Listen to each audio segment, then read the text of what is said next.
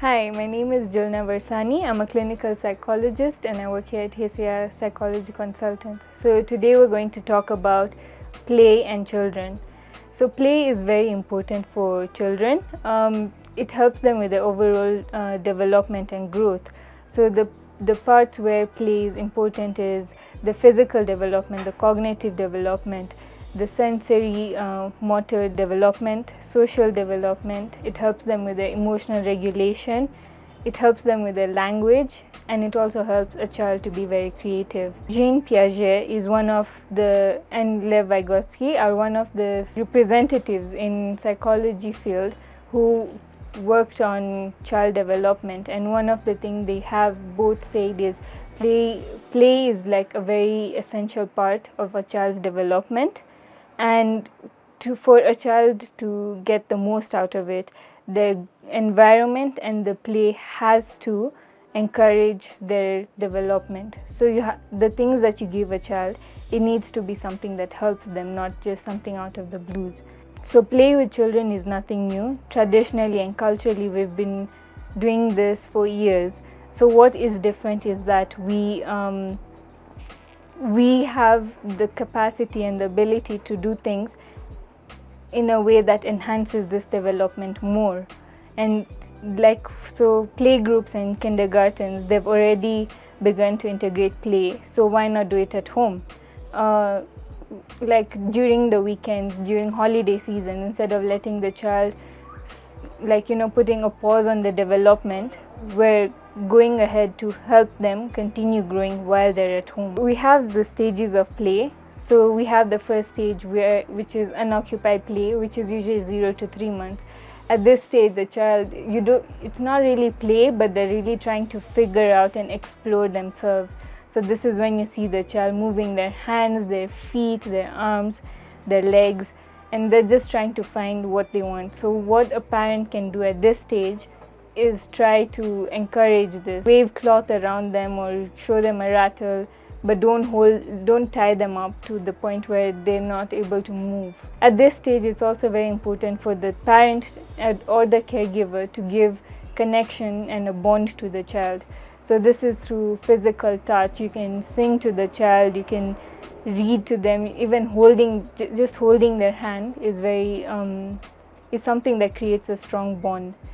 Then we have solitary play, which goes on from 0 to 2 years, and here the child plays alone. They explore and develop their motor and their sensory skills and their spatial awareness. So at this stage, you see the child, they're trying to grab something, so they need to figure out how far is the object until they can grab it. So what a parent or anyone around can do is try and hand a rattle to the child or give them something to hold on to. And then the third stage is parallel play.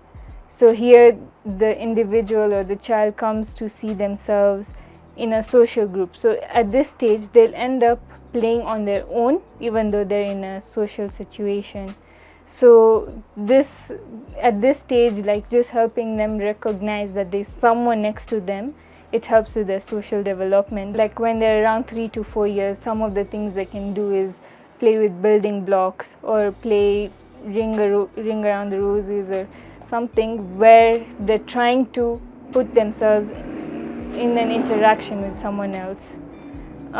Then we have associative play. This is when they actually start to interact and play with someone else, and such play is not usually organized or coordinated. At this stage, they imitate their peers and their adults a lot. So it's very important when a child is 3 to 4 years old, it's very important to know how you're acting around the child. Because if a child hears you say something like, the dish is not supposed to go there, you will even see them imitating this in their play. If even the peer has something that is not good, they will easily pick up on it. So it's very important at this stage to know how the surrounding and the environment of the child is.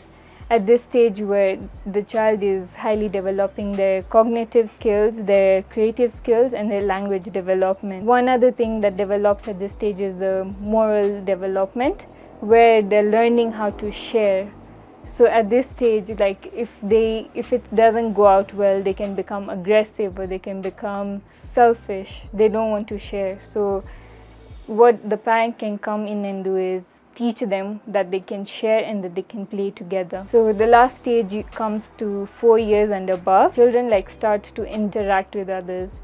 So they talk to each other, they'll work with each other, they'll pretend and create things with each other. They will talk to each other. Sometimes they may not understand each other at all also, but then that social interaction is part of their development. At this point, they also learn, they teach themselves how to compromise, resolve conflicts, and also regulate their emotions. For example, if someone does not share what their toys are with someone else and they get angry or something, they can be taught how to regulate those emotions.